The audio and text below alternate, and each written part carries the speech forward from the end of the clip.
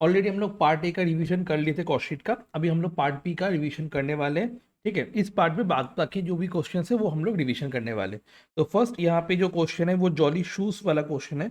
Jolly Shoes company manufacture two types of shoes, A and B. मतलब ये वाला तुम्हारा पार्ट हो गया कि दो टाइप का शू मैन्युफैक्चर करते हैं। मतलब यहाँ पे जो भी तुम्हारा कॉस्ट है इसको हम लोग को क्या करना होगा, दोनों प्रोडक्ट में डिवाइड करना होगा।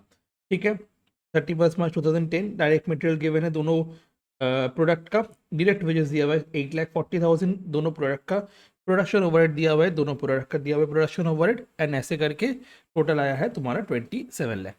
There is no work in progress at the beginning और at the end of the year. कोई भी बिगिनिंग और एंड में कोई भी तुम्हारा वर्क इन प्रोग्रेस नहीं है। It is ascertain that direct material in type A shoes consist twice as much that in type B. मतलब यहाँ पे अगर टाइप बी अगर 1 होता है तो टाइप ए कितना होने वाला है, ट्वाइस। ठीक है, उसके बाद क्या बोल रहा है, direct wages of type B shoes 60% of type A shoes.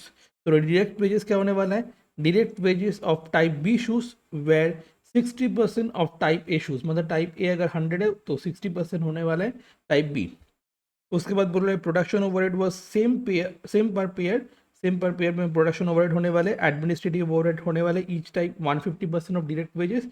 Selling cost बोल रहे हैं 1.50, प्रोडक्शन ड्यूरिंग द ईयर बोल रहे हैं, एंड द सेल बोल रहे हैं प्रोडक्शन बोल रहे हैं टाइप ए का 140,000 and of which 36,000 were sold. That means 40,000 में से हम लोग 36,000 सेल कर रहे हैं प्रोडक्ट टाइप ए का।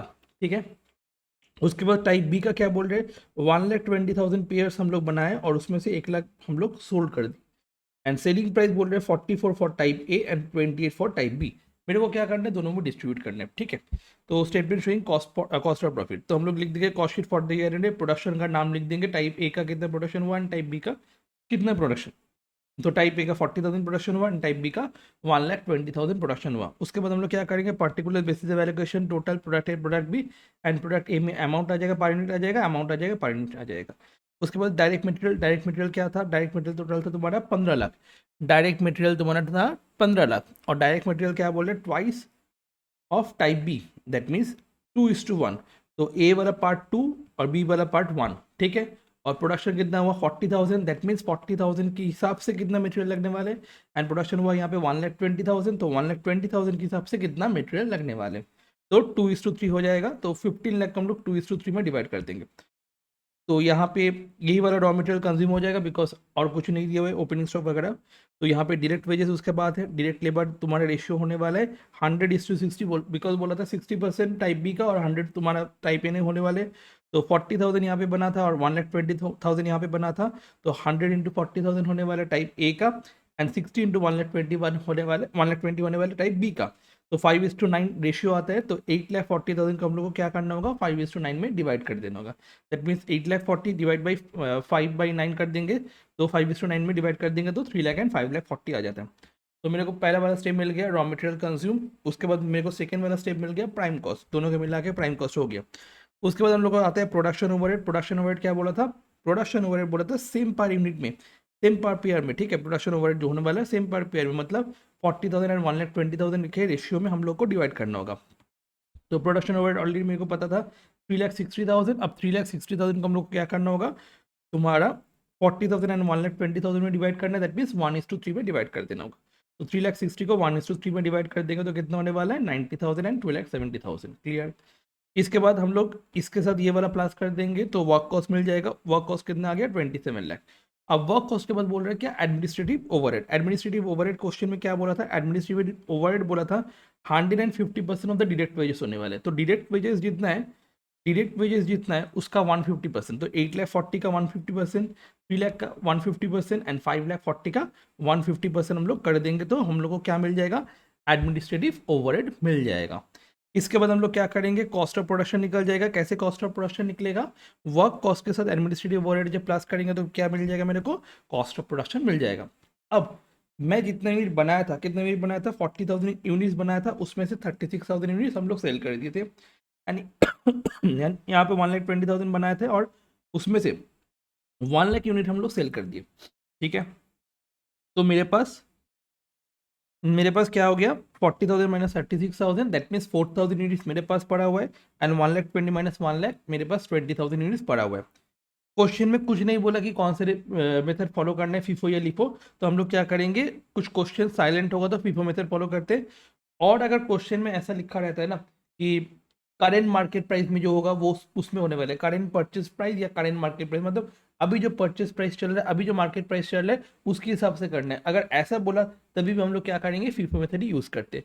ठीक है, फीफो मेथड में क्या होता है, फर्स्ट इन फर्स्ट आउट, मतलब जो पहले इन हुआ वो पहले आउट हो जाएगा, उसके बाद जो भी पड़ा रहेगा वो तुम्हारा क्लोजिंग। तो यहाँ पे तो ओपनिंग का कोई सीन ही नहीं था, तो आराम से हम लोग 36 एंड 21 मेरे को निकाला हुआ है, तो 36 एंड 21 से हम लोग मल्टीप्लाई कर देंगे, तो cost of goods closing stock आ जाएगा, और कॉस्ट ऑफ प्रोडक्शन से हम लोग क्लोजिंग स्टॉक जब माइनस कर देंगे तो क्या मिल जाएगा, कॉस्ट ऑफ गुड्स सोल्ड। अब कॉस्ट ऑफ गुड्स सोल्ड के बाद हम लोग क्या करते हैं, सेलिंग एंड डिस्ट्रीब्यूशन ओवरहेड को हम लोग प्लस कर देते हैं। सेलिंग एंड डिस्ट्रीब्यूशन ओवरहेड मतलब क्या होता है, जितना यूनिट हम लोग सेल किए multiplied by selling and distribution overhead कितना लगा मेरा, सेलिंग एंड डिस्ट्रीब्यूशन ओवरहेड मेरा लगा था 1.50 करके, 1.50 करके लगा था, that means 36,000 into 1.50 and 1,00,000 into 1.50 करके तुम्हारा ये दोनों आ जाएगा।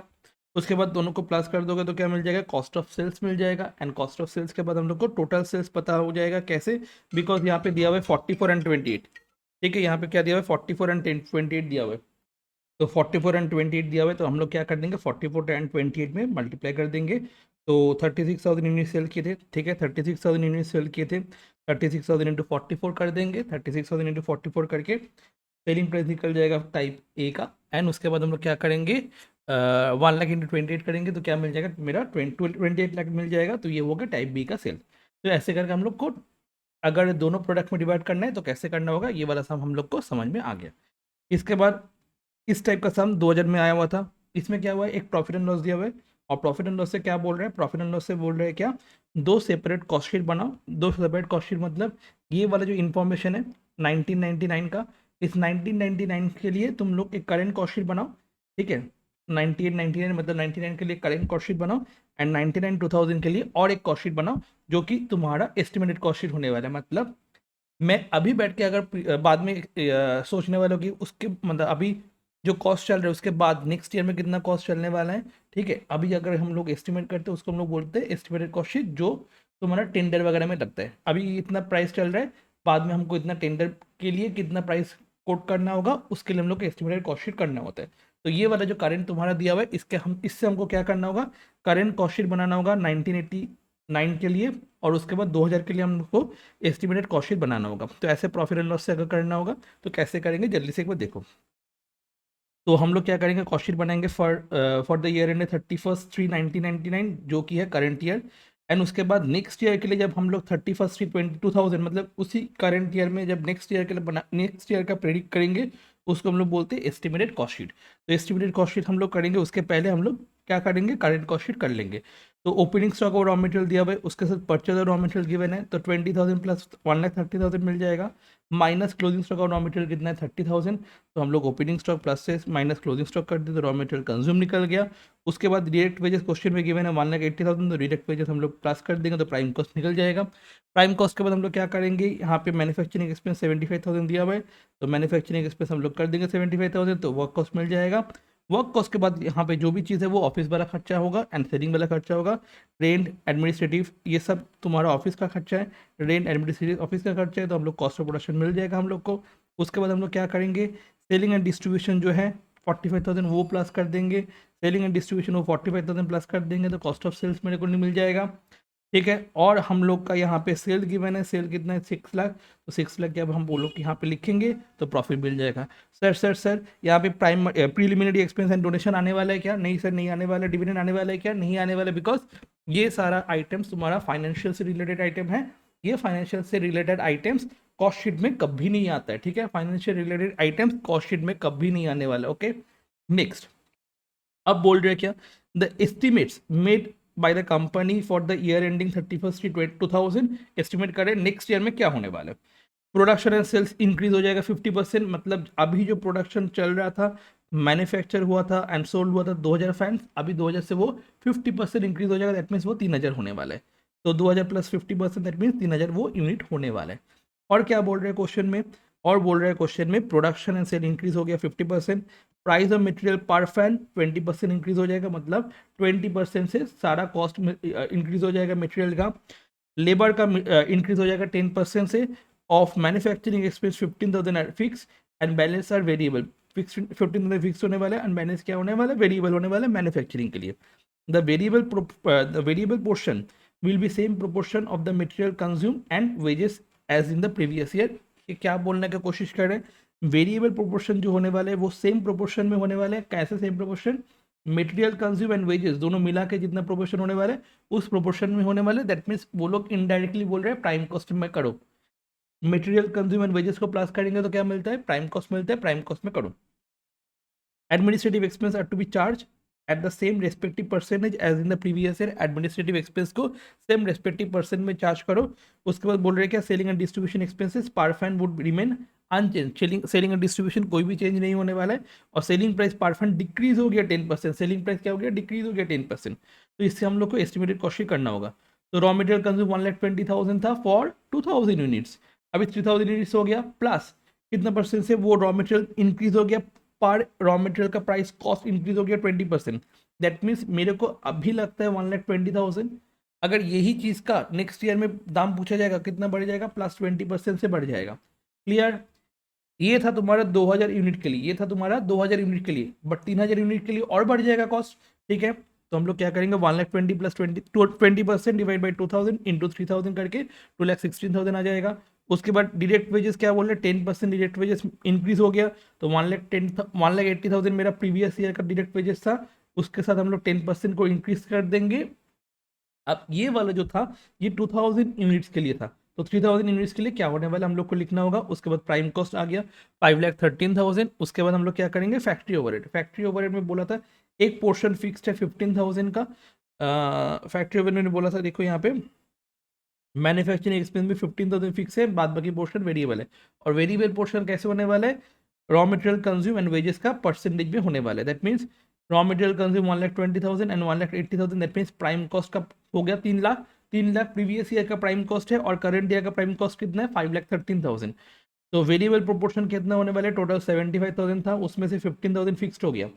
तो 5,13,000 हम लोग का prime cost of the current year है and prime cost of the previous year से मल्टीप्लाई कर देंगे तो वेरिएबल प्रोपोर्शन मिल जाएगा। तो फैक्ट्री ओवरहेड दोनों को प्लस करके आ गया, इन दोनों को प्लस कर देंगे तो वर्क कॉस्ट मिल जाएगा। उसके बाद ऑफिस एंड एडमिनिस्ट्रेटिव ओवरहेड करेंगे। रेंट को प्लस फिक्स दिया हुआ है 20,000। रेंट हमेशा फिक्स होता है, चाहे तुम्हारे यूनिट इंक्रीज हुआ डिक्रीज हुआ, प्रोडक्शन इंक्रीज हुआ डिक्रीज हुआ, कुछ से कुछ फर्क नहीं पड़ेगा, हमेशा रेंट क्या होगा, फिक्स होने वाला है। और एडमिनिस्ट्रेटिव एक्सपेंस कितना होने वाला है, 1,00,000। 1,00,000 एडमिनिस्ट्रेटिव एक्सपेंस कुछ नहीं बोल रहे, दैट मीन्स हम लोग वर्क कॉस्ट के हिसाब से करेंगे। Work cost of the previous year कितना निकले हैं, 3,75,000 work cost of the previous year and work cost of the current year क्या है तुम्हारा 6,30,600। उससे मल्टीप्लाई कर देंगे तो हो जाएगा। तो ऐसे करके कॉस्ट ऑफ प्रोडक्शन निकल जाएगा। सेलिंग एंड डिस्ट्रीब्यूशन ओवरहेड हम लोग करेंगे। सेलिंग एंड डिस्ट्रीब्यूशन ओवरहेड कैसे करना है, 45,000 मेरा सेलिंग एंड डिस्ट्रीब्यूशन ओवरहेड था फॉर 2,000 यूनिट्स। 3,000 यूनिट्स के लिए क्या होने वाला है, और सेलिंग एंड डिस्ट्रीब्यूशन ओवरहेड कुछ नहीं चेंज हुआ, वो ऑलरेडी क्वेश्चन में बोला था। प्लस कर देंगे ये दोनों को तो कॉस्ट ऑफ सेल्स आ जाएगा। कॉस्ट ऑफ सेल्स के बाद हम लोग टोटल सेल्स, हम लोग क्या बोलता, total sales decrease by 10%। That mean 6,00,000 minus 10% हो जाएगा। ये था तुम्हारा 2,000 यूनिट्स के लिए। तो 3,000 यूनिट्स के लिए क्या होने वाला है, 8,10,000 होने वाला है।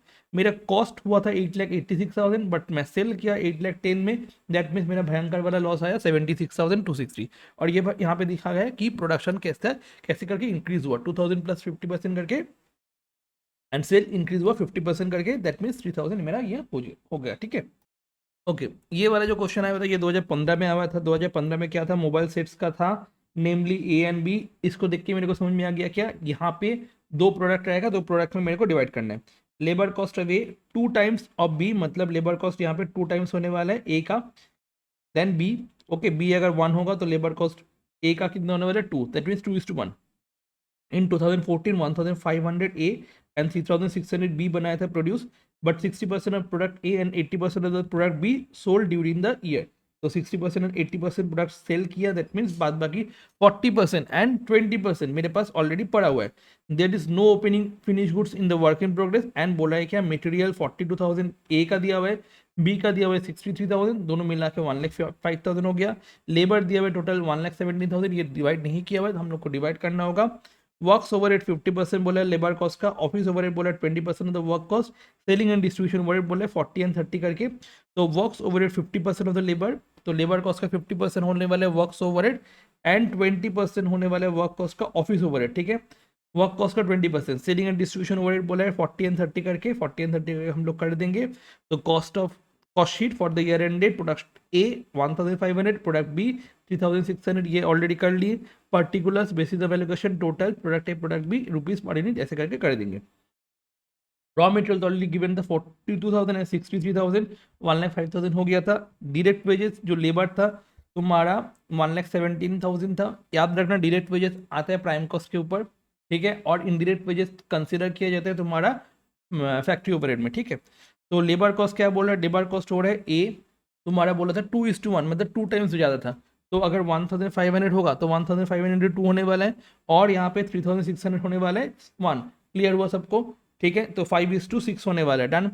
अब हम लोग 1,17,000 को क्या करेंगे, 5:6 में डिवाइड कर देंगे, दैट मीन्स 53,182 एंड 63,818, ओके। अब यहाँ से दोनों को प्लस करेंगे तो प्राइम कॉस्ट मिल जाएगा। प्राइम कॉस्ट के बाद फैक्ट्री ओवरहेड हम लोग करेंगे। फैक्ट्री ओवरहेड कितना परसेंट होने वाला है, 50% ऑफ द लेबर, लेबर का 50%, दैट मीन्स 53,182 इंटू 50%, 63,818 उसका 50%, और 1,17,000 का 50%, तो 50% करके हम लोग फैक्ट्री ओवरहेड निकाल दिए। तो फैक्ट्री ओवरहेड दोनों को प्लस कर देंगे तो वर्क कॉस्ट मिल जाएगा। अब वर्क कॉस्ट अगर मिल जाएगा तो हम लोग ऑफिस ओवरहेड क्या करेंगे, 20% of the work cost considered as office overhead. तो 2,80,000 का 20%, 1,21,773 का 20% एंड 1,58,727 का तुम्हारा 20% हम लोग कर देंगे। क्लियर हो रहा है कि नहीं हो रहा है। नेक्स्ट, ओपनिंग स्टॉक तो है ही नहीं क्वेश्चन में, और बोला है क्या 60% यूनिट, तुम्हारा बोला 60% सेल हो गया एंड 80% सेल हो गया। 60% अगर सेल हो गया तो 40% मेरा क्लोजिंग है, 80% सेल हो गया मतलब 20% मेरा क्लोजिंग है। तो 40 एंड 20 मेरा क्लोजिंग है। और कॉस्ट ऑफ प्रोडक्शन कितना था 97.42 एंड 52.91। तो हम लोग इससे ये मल्टीप्लाई कर देंगे, इससे मल्टीप्लाई कर देंगे। ये प्रोडक्शन हुआ था, प्रोडक्शन के साथ हम लोग मल्टीप्लाई किया कि 40% एंड 20%, ये ऑलरेडी मेरे पास पड़ा रहेगा। डन। अब हम लोग ये इससे मल्टीप्लाई कर देंगे तो क्या मिल जाएगा मेरे को, ये दोनों मिल जाएगा। तो कॉस्ट ऑफ गुड्स सोल्ड हम लोग को ऑटोमेटिकली मिल जाएगा यहाँ से। अब कॉस्ट ऑफ गुड्स सोल्ड मिल गया तो सेलिंग एंड डिस्ट्रीब्यूशन ओवरहेड क्या बोला था, सेलिंग एंड डिस्ट्रीब्यूशन ओवरहेड बोला था 40 and 30। Selling and distribution overhead क्या बोला था 40 एंड 30। तो हम लोग क्या करेंगे 40 एंड 30 मल्टीप्लाई कर देंगे। किससे मल्टीप्लाई कर देंगे, जितना यूनिट सेल हुआ। क्या यूनिट सेल हुआ, 60% प्रोडक्ट ए सेल हुआ एंड 80% प्रोडक्ट बी सेल हुआ। तो हम लोग क्या करेंगे 60% एंड 80% करेंगे। जो प्रोडक्ट बना हुआ था मतलब 1,500 का 60% एंड 3,600 का 80% हम लोग कर देंगे, ठीक है। और 40 एंड 30 में हम लोग सेलिंग प्राइस है तो सेलिंग एंड डिस्ट्रीब्यूशन कर देंगे तो मेरे को कॉस्ट ऑफ सेल्स मिल जाएगा। ये हुआ दूसरा वाला सम, 2015 में कैसे तुम्हारा दोनों प्रोडक्ट में डिवाइड करना है वो, ठीक है। अब यहाँ पे जो क्वेश्चन दिया हुआ है, ये वाला क्वेश्चन क्या दिया हुआ है, ये वाला क्वेश्चन तुम्हारा दिया हुआ है कॉस्ट शीट का दिया हुआ है, ठीक है। तो कॉस्ट शीट में क्या दिया हुआ है यहाँ पे 2014 वाला क्वेश्चन है, ठीक है। The books of x limited present the following data for the month of March. ये बोला direct labour cost 35,000, 175% of works overhead होता है। कॉस्ट ऑफ सेल बोला है 1,70,000, inventory account short, raw material इतना, वर्क इन प्रोग्रेस इतना, finish goods इतना, selling and distribution expense दिया हुआ है, एडमिनिस्ट्रेशन एक्सपेंस दिया हुआ है, सेल्स दिया हुआ है। बोल रहा है कि you are required to compute value of material purchase, prepare cost of ये। मतलब यहाँ पे value of material purchase question में गिवन नहीं है, एक मिसिंग वाला सम करवाए थे, ठीक है। प्रीवियस वीडियो में जो पार्ट ए वाला था उससे ये वाला क्वेश्चन इंस्पायर है, ठीक है। जस्ट यहाँ पे मटेरियल क्या निकालना होगा एंड बोल रहा है प्रीपेयर कॉस्ट स्टेटमेंट। तो यहाँ पे हम लोग पहले क्या करेंगे, रॉ मटेरियल कंज्यूम है, ओपनिंग स्टॉक रॉ मटेरियल करेंगे। परचेस तो मेरे को पता नहीं है, ठीक है, परचेज मेरे को पता नहीं है। क्लोजिंग स्टॉक मेरे को पता है, रॉ मटेरियल कंज्यूम मेरे को पता नहीं होगा बिकॉज मेरे को परचेज पता नहीं है, ठीक है। मेरे को परचेज पता नहीं होगा तो मेरे को रॉ मटेरियल कंज्यूम ही पता नहीं होगा। डायरेक्ट वेजेस क्या बोल रहे हैं, डायरेक्ट वेजेस बोल रहा है क्या, डायरेक्ट लेबर कॉस्ट बोल रहे हैं 175% of the works overhead, 175% of the works overhead. तो वर्क्स ओवरहेड का 175% अगर करेंगे तो मेरे को क्या मिलेगा, डायरेक्ट वेजेस मिलेगा, ठीक है। डायरेक्ट वेजेस क्या मिलेगा, डायरेक्ट वेजेस होने वाला है 175% ऑफ वर्क्स ओवरहेड, ठीक है। तो वर्क्स ओवरहेड जो है वो वर्क्स ओवरहेड जो है, ठीक है, ये वर्क्स ओवरहेड है, उसका 175% तुम्हारा क्या होने वाला है, डायरेक्ट वेजेस होने वाले हैं। तो यहाँ पे हम लोग क्या करेंगे, फैक्ट्री ओवरहेड का 175% होने वाला है, ठीक है। फैक्ट्री ओवरहेड का 175% होने वाला है तो 35,000 दिया हुआ है। तो 35,000 ऑलरेडी गिवन है। तो 35,000 अगर 175% है तो 100 वाला पोर्शन कितना होगा हम लोग आराम से निकाल सकते हैं, बिकॉज प्राइम कॉस्ट मेरे को पता नहीं है। जो रेट वाला पोर्शन है वो बैलेंसिंग फिगर करके आने वाला है। तो फैक्ट्री ओवर क्या होने वाले 35,000 उसका 175% हुआ था तो 175, तो 100 के लिए कितना होने वाला है आराम से मैं निकाल सकता हूँ कितना होने वाला है 100 के लिए 20,000 होने वाला है। Opening WIP and closing WIP given है 21, 29, तो वर्क्स कॉस्ट मिल जाएगा, बट यहाँ पर भी मेरे को निकालना पड़ेगा बिकॉज यहाँ पे भी मेरे को ऊपर वाला पोर्शन पता नहीं है, परचेस क्या हुआ, रॉ मटेरियल कंज्यूम क्या हुआ वो पता नहीं है, इसीलिए मैं वर्क कॉस्ट भी निकाल नहीं सकता हूँ। कॉस्ट ऑफ प्रोडक्शन ऑब्वियस मैं निकाल नहीं सकता हूँ। ऑफिस ओवरहेड दिया हुआ 5,000, तो ये सारा चीज़ डैश डैश करके जाएगा, बाद में मेरे को मिल जाएगा सब कुछ एक एक करके। तो ओपनिंग स्टॉक और क्लोजिंग स्टॉक यहाँ पे लिख देंगे। तो वहाँ पे एक पूरा चार्ट प्रिपेयर हुआ था, यहाँ पे नहीं प्रिपेयर किया हुआ था, मेरे को यहाँ पे प्रिपेयर करके फिर बैलेंसिंग फिगर करते करते मेरे को निकालना पड़ेगा। तो ये हो गया तुम्हारा कॉस्ट ऑफ गुड्स सोल्ड 1,10,000 मेरे को निकालना पड़ेगा। सेलिंग एंड डिस्ट्रीब्यूशन 7,000 क्वेश्चन में गिवन था। सेल है 1,50,000, सेल्स है कितना 1,50,000 सेल्स है, ठीक है। और कॉस्ट ऑफ सेल्स क्वेश्चन में कुछ बोला है क्या? कॉस्ट ऑफ सेल्स क्वेश्चन में गिवन है 1,17,000, तो पहले वाला कॉस्ट ऑफ सेल्स गिवन है 1,17,000, 1,50,000 दिया हुआ है तो 33,000 बैलेंसिंग फिगर ऑटोमेटिकली मिल जाएगा। क्लियर, 1,50,000 दिया हुआ है 33,000 ऑटोमेटिकली मिल जाएगा। 1,17,000 पता है तो ये 7,000 है, तो ये वाला कितना पोर्शन होने वाला है 1,10,000 होने वाला है। जब हम लोग ऐसे आएंगे ना तो प्लस वाला प्लस ही होने वाला है और माइनस वाला माइनस ही होने वाला है, बट हम लोग यहाँ पे जाएंगे तो माइनस वाला क्या हो जाएगा प्लस हो जाएगा, मतलब ऑटोमेटिक ऑपोजिट हो जाएगा। तो यहाँ पे प्लस दिया हुआ था, हम लोग क्या करेंगे 1,17,000 से ये 7,000 माइनस करके 1,10,000 कॉस्ट ऑफ गुड्स सोल्ड निकाल देंगे। अब कॉस्ट ऑफ गुड्स सोल्ड के बाद हम लोग 38,000 माइनस दिया हुआ था प्लस कर देंगे और प्लस वाला चीज़ माइनस कर देंगे तो कॉस्ट ऑफ प्रोडक्शन निकल जाएगा। कॉस्ट ऑफ प्रोडक्शन से 5,000 हम लोग माइनस कर देंगे तो ये आ जाएगा। अब इसके साथ ये प्लस करना है, ये माइनस करना है, ये माइनस करना है, तो 95,800 आ जाएगा। 95,800 से 35,000 माइनस करना है तो 60,800 आ जाएगा। 60,800 से 21,200 प्लस करना है और 16,000 माइनस करना है तो 66,000 आ जाएगा। तो ये वाला चीज़ मेरे को निकालने बोला था, कॉस्ट शीट बनाने बोला था ये वाला क्वेश्चन में, ठीक है डन। अब नेक्स्ट वाला क्वेश्चन भी तुम्हारा क्या दिया हुआ है, प्रॉफिट एंड लॉस अकाउंट दिया हुआ है, ठीक है। प्रॉफिट एंड लॉस अकाउंट से तुमको estimated profit and loss cost sheet बनाना होगा, ठीक है। प्रॉफिट एंड लॉस दिया हुआ है, इससे मेरे को क्या करना होगा एस्टिमेटेड। एक क्वेश्चन पहले किए थे वहाँ पे दोनों कॉस्ट शीट बनाने बोला था, यहाँ पे प्रॉफिट एंड लॉस दिया हुआ है, यहाँ से मेरे को एस्टिमेटेड कॉस्ट शीट निकालना होगा, ठीक है। तो क्या बोल रहे हैं यहाँ पे अच्छे से देखो, एस्टिमेट कॉस्ट 31 मार्च 2006 के लिए प्रोडक्शन एंड सेल्स इंक्रीज हो गया 15%, price raw material go up by 20%, direct wages go up by 20%, direct expense increase to 86,400, other chargeable expense will increase by 15%, depreciation of office premises 8,000 given है। तो first हम लोग को raw material consume पता है क्या, purchase raw material minus closing stock और raw material मेरे को क्या मिल जाएगा, रॉ मटेरियल कंज्यूम मिल जाएगा। Purchase minus closing stock raw material consume मिल जाएगा। और ये चीज़ कितना बढ़ गया, रॉ मटेरियल प्राइस बढ़ गया 20% और प्रोडक्शन एंड सेल बढ़ गया 15%। तो पहले प्रोडक्शन एंड सेल कितना था, पहले 4,000 यूनिट सेल हुआ था, ठीक है 4,000 यूनिट सेल हुआ था। तो यहाँ पे 4,000 यूनिट सेल हुआ था, तो प्रोडक्शन कितना हुआ था 4,000 यूनिट सेल हुआ था। यहाँ पे देखो प्रॉफिट एंड लॉस यहाँ पे बोला है प्रिपेयर कॉस्ट शीट पिंग ये सब कुछ हुआ है। Production sales increase by 15%, okay production and sales increase by 15%, that mean यहाँ पे 4,000 यूनिट सेल हुआ था, ठीक है 4,000 यूनिट सेल हुआ था, तो 4,000 यूनिट सेल मतलब प्रोडक्शन भी वही हुआ था, 15% से इंक्रीज करवा दो उसको, 4,000 को 15% से इंक्रीज करवा दो तो 4,600 आने वाला है, ठीक है डन। 4,600 आने वाला है, तो हम लोग को क्या पता है 4,30,000 माइनस 24,200 प्लस 20% करेंगे क्योंकि 20% से इंक्रीज हो गया। ये 4,000 यूनिट्स के लिए था, तो 4,600 यूनिट्स के लिए कितना होने वाला है मल्टीप्लाई करेंगे तो 5,60,000 आ जाएगा। ये हो गया रॉ मटेरियल कंज्यूम। अब उसके बाद हम लोग डायरेक्ट वेजेस को प्लस कर देंगे। डायरेक्ट वेजेस कितना था, डायरेक्ट वेजेस था 2,75,000, डायरेक्ट वेजेस था कितना 2,75,000 डायरेक्ट वेजेस था, ठीक है डायरेक्ट वेजेस 2,75,000 था और डायरेक्ट वेजेस इंक्रीज हो गया 20% से, तो डायरेक्ट वेजेस हम लोग क्या करेंगे इंक्रीज कर देंगे 20% से। तो 4,600 के लिए क्या होने वाला है, 4,000 के लिए ये वाला था, तो 4,600 के लिए क्या होने वाला है यूनिटी मेथड, इसके लिए 4,000 के लिए इतना कॉस्ट लगता था तो 4,600 में और ज़्यादा कॉस्ट लगने वाले। डायरेक्ट एक्सपेंस क्वेश्चन में तो ऑलरेडी गिवन है, डायरेक्ट एक्सपेंस क्वेश्चन में गिवन दिया हुआ था तुम्हारा 86,400, तो 86,400 डायरेक्ट एक्सपेंस बैठा देंगे तो प्राइम कॉस्ट मिल जाएगा। प्राइम कॉस्ट के बाद फैक्ट्री ओवर आ जाएगा। 93,500 तुम्हारा फैक्ट्री दिया हुआ था, अदर चार्जेबल एक्सपेंस 93,500 दिया हुआ था, तो वो चीज़ इंक्रीज हो गया वो चीज़ इंक्रीज हो गया तुम्हारा। Other chargeable expenses increase by 15%, तो other chargeable expense increase by 15%, तो 15% इंक्रीज कर दिए। 4000 यूनिट्स के लिए ये था, तो 4600 यूनिट्स के लिए ये कितना होने वाला है निकालेंगे तो यहाँ पे ये आ जाएगा, तो दोनों को प्लस कर देंगे तो वर्क कॉस्ट आ जाएगा। Office overhead, office rent, office salary, depreciation है यहाँ पे दिया हुआ है 34,600, ठीक है। उसके बाद तुम्हारा दिया हुआ है 72,000, ठीक है।